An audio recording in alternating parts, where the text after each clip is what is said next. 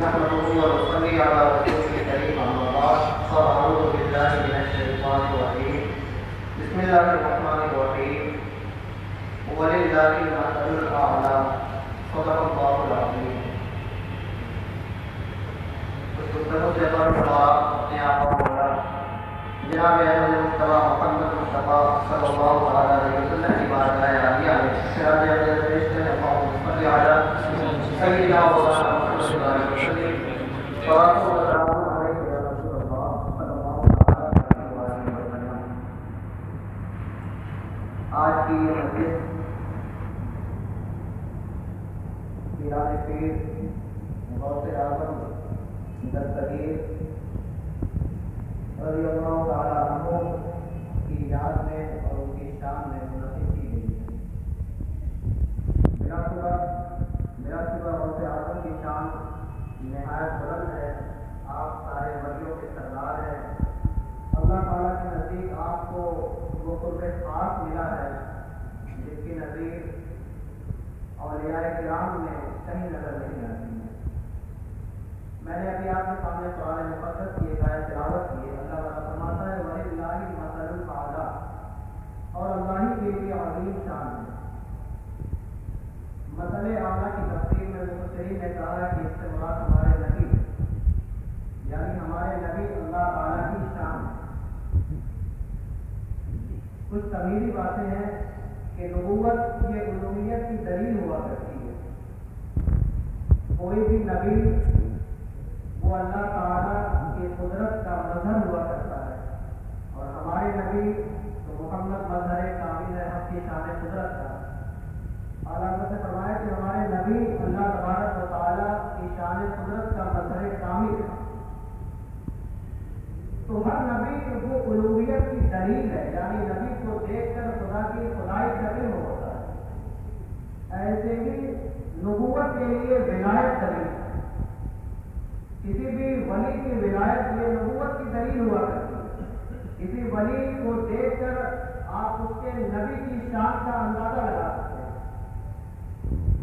اس طریقے سے سارے نبیوں میں ہمارے نبی کو وہ خاص مقام ملا کہ آپ اللہ تبارک و تعالیٰ کی قدرت کے مظہر کامل ہے، مکمل عکس ہے. یوں ہی تمام ولیوں میں غوث اعظم کو وہ مرتبہ ملا کہ آپ ہمارے نبی صلی اللہ تعالیٰ علیہ وسلم کی قدرت کے مظہر کامل. یقیناً کسی بھی نبی کے مرتبے کا اگر اندازہ لگانا ہو تو مفسرین نے کہا کہ آپ اس نبی کی امت میں اولیاء کرام کو دیکھیں. جس نبی کی امت میں اولیاء کرام کا مرتبہ جس قدر بلند ہوگا آپ اس سے اندازہ لگا لیں کہ اس نبی کا مرتبہ اور اس نبی کی شان بھی اسی قدر بلند ہوا کرے گی. اللہ تبارک و تعالیٰ نے جس طریقے سے ہمارے نبی صلی اللہ تعالیٰ علیہ وسلم پر اپنی نعمتوں اپنے فضل و اکرام کو ختم فرما دیا ہے، یوں ہی اپنے پیغمبر کا صدقہ بھی مکمل طور پر اگر کسی کو عطا کیا ہے تو وہ غوث اعظم کی شان ہے، وہ غوث اعظم کی ذات بابرکات ہے. کچھ چیزیں میں آپ کے سامنے پیش کر رہا ہوں. آپ دیکھیں جس طریقے سے اللہ تبارک و تعالیٰ نے ہمارے نبی کو بہت ساری نعمتیں عطا فرمائی. قرآن مقدس میں اِنَّا أَعْطَيْنَاكَ الْكَوْثَرَ، اے نبی ہم نے آپ کو کوثر عطا فرما دیا. اس کوثر کی تفسیر میں کچھ مفسرین نے کہا کہ کوثر یہ کثیر کے معنی میں، یعنی اے نبی ہم نے آپ کو کثر عطا فرما دیا. ہم نے آپ کو کثیر نوازشات سے نوازا ہے. آپ کثرت دیکھنا چاہیں تو ہمارے نبی کی کثرت کا یہ عالم ہے کہ اللہ تبارک و تعالیٰ نے آپ کو کثرت معجزات عطا فرمائی. سارے انبیاء کرام کو اللہ نے جب دنیا میں بھیجا اس قوم کے تقاضے کے مطابق اس زمانے کے لحاظ سے کسی نبی کو کوئی معجزہ عطا فرمایا، کسی نبی کو کچھ معجزہ عطا فرمایا. موسیٰ علیہ السلام کا دور جادوگری کا دور تھا تو اللہ تبارک و تعالیٰ نے آپ کو عصا عطا فرمایا. اس لاٹھی میں وہ طاقت تھی جس نے سارے جادوؤں کے فتنے کو ملیامین کر دیا. وہ ایک عصا جو اس قدر بڑا مزدار سانپ بن گیا جس نے جادوگروں کے چھوٹے موٹے سانپ اور ان کے کرتوتوں کو اپنے اندر نگل لیا، ہضم کر لیا. یوں ہی عیسیٰ علیہ السلام کا جو وقت تھا وہ زمانہ طب کا تھا، ڈاکٹری کا زمانہ تھا. اس زمانے کے ڈاکٹروں کو اپنے اوپر ناز تھا کہ ساری بیماریوں کا علاج ہمارے پاس ہے. اللہ تبارک و تعالیٰ نے عیسیٰ علیہ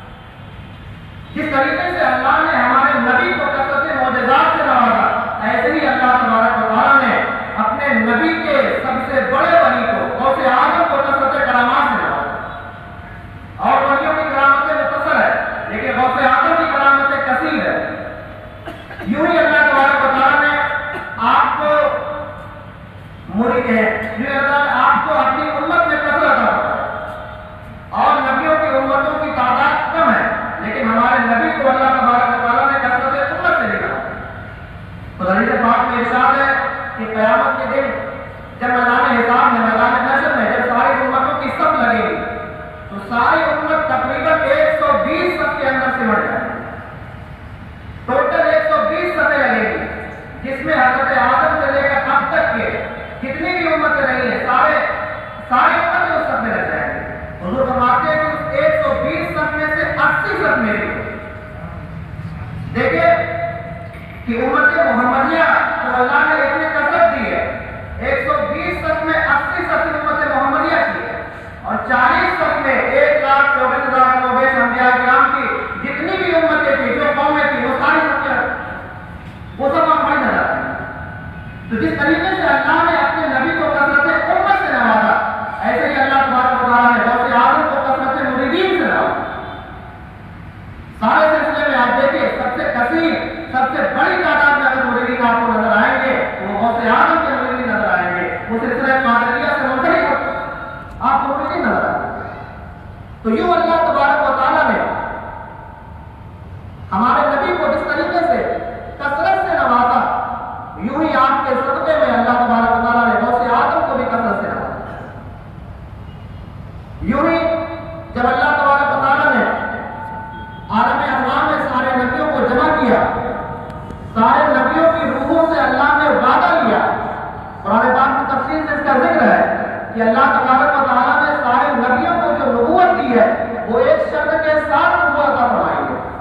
عالم ارواح میں سارے نبیوں سے یہ عہد لے لیا گیا یہ وعدہ لے لیا گیا کہ اگر تم جاؤ اور تمہارے زمانے میں اگر ہمارے نبی ہمارے محبوب محمد صلی اللہ علیہ وسلم تشریف اگر لے آئے تو تمہاری ذمہ داری یہ ہے کہ تم ان پر ایمان لانا تم ان کی مدد کرنا.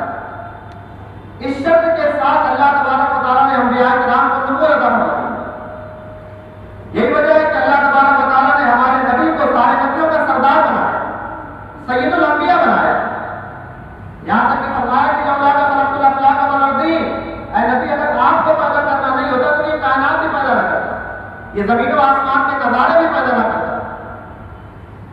تو اللہ تبارک و تعالیٰ نے ہمارے نبی کو سارے نبیوں کا سردار بنایا.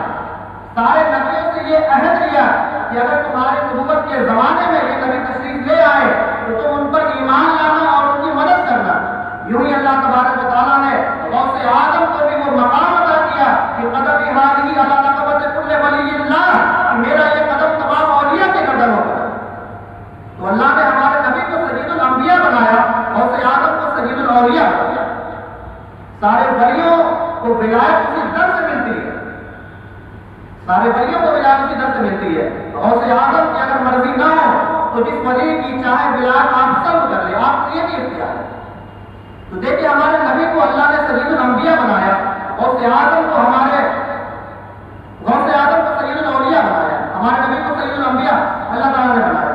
یوں آپ دیکھیں کہ کسی بھی نبی کا مرتبہ اگر دیکھنا ہو تو آپ اس نبی کی امت کے ولی کو دیکھیں.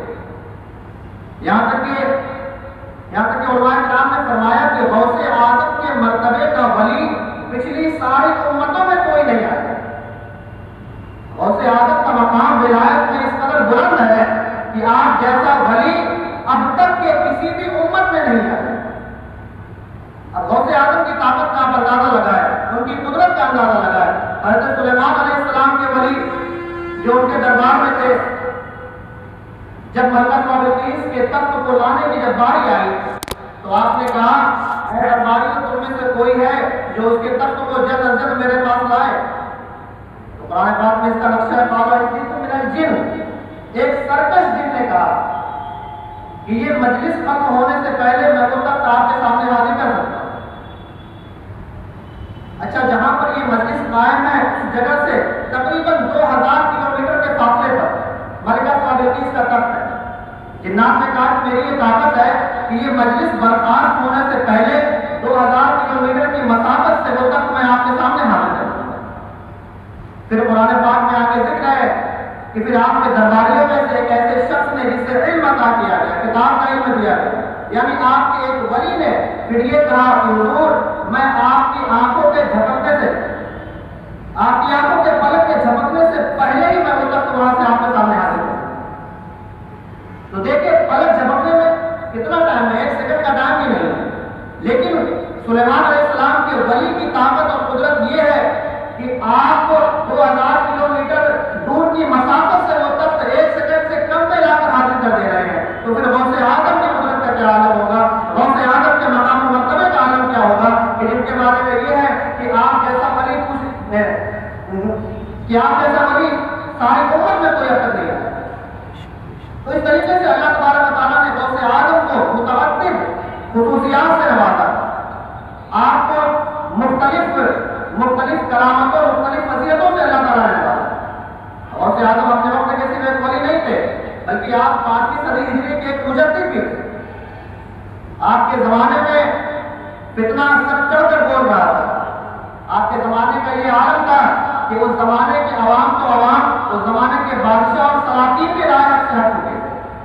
لیکن آپ کی تبلیغ سے, آپ کے واضح نصیحت کے ذریعے بغداد کا یہ عالم ہو گیا کہ وہاں کے بادشاہ اور سلاطین بھی راہ راست پر آ گئے. غوث اعظم کی کرامتیں بہت زیادہ ہیں.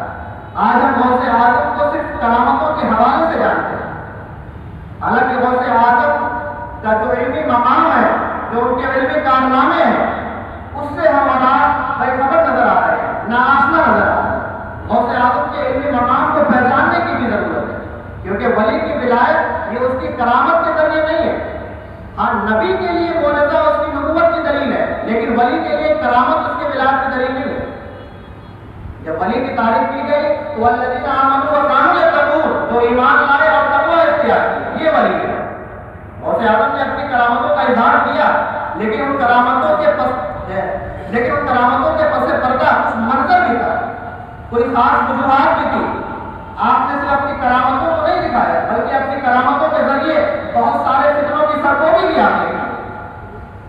آپ دیکھیں کہ ہر کرامت کے پیچھے کوئی نہ کوئی ایسا فتنہ نظر آ رہا تھا جس سے لوگوں میں بے چینی پھیل رہی تھی, لوگ مضطرب ہو رہے تھے, لوگ دین کے حوالے سے تشویش میں لاحق ہو رہے تھے. لیکن آپ نے اپنی کرامتوں کے ذریعے ان فتنوں کا سدباب کیا.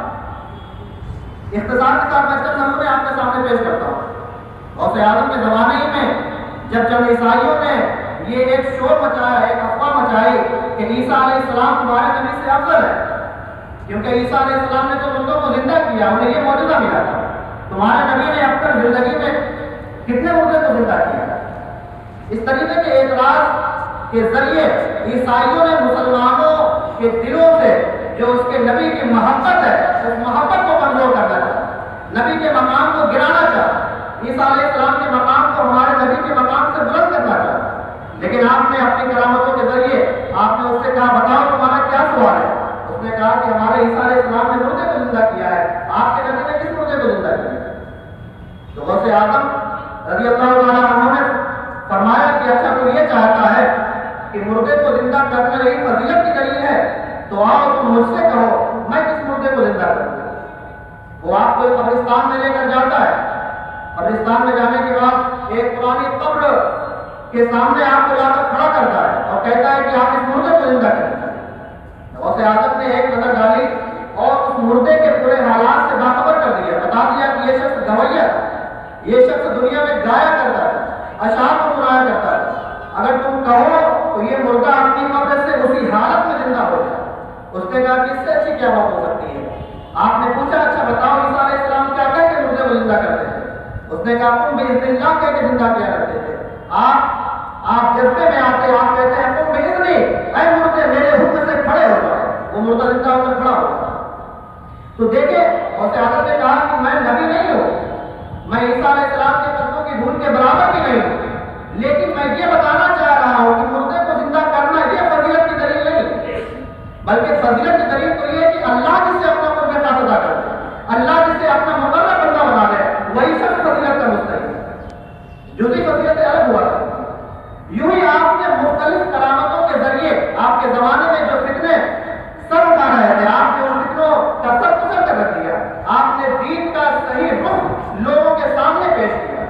دین کی شبیہ جو لوگ خراب کر رہے تھے, آپ نے اس شبیہ کو خراب ہونے سے بچایا. دین کا صحیح نمونہ, صحیح تصور, صحیح شکل لوگوں کے سامنے پیش کیا. تو غوث اعظم رضی اللہ تعالیٰ عنہ وہ اپنی کرامتوں کی بنیاد پہ آپ پہچانے جا رہے ہیں, اپنے علمی کارناموں کی بنیاد پر پہچانے جا رہے ہیں, اپنے اپنے علمی اور دینی خدمات کی بنیاد پر پہچانے جائیں۔ تو غوث اعظم کا مقام بہت بلند ہے، آپ کے مقام کے مطابق کچھ باتیں بیان کرنا نہ یہ ہمارے بس کی بات ہے نہ آپ کی بس کی بات ہے۔ غوث اعظم کو جو مقام اللہ نے عطا فرمایا ہے وہ اللہ ہی جانتا ہے اور غوث اعظم ہی جانتا ہے۔ بس یہی چند باتیں تھیں جو آپ کے سامنے پیش کرنے کی۔ دعا ہے کہ اللہ تبارک و تعالی ہم سب کو غوث اعظم کے نقش قدم پر چلنے کی توفیق عطا فرمائے، ان کے علمی مشن، ان کی دینی خدمات کے مشن کو آگے بڑھانے کی توفیق عطا فرمائے۔ السلام علیکم ورحمۃ اللہ۔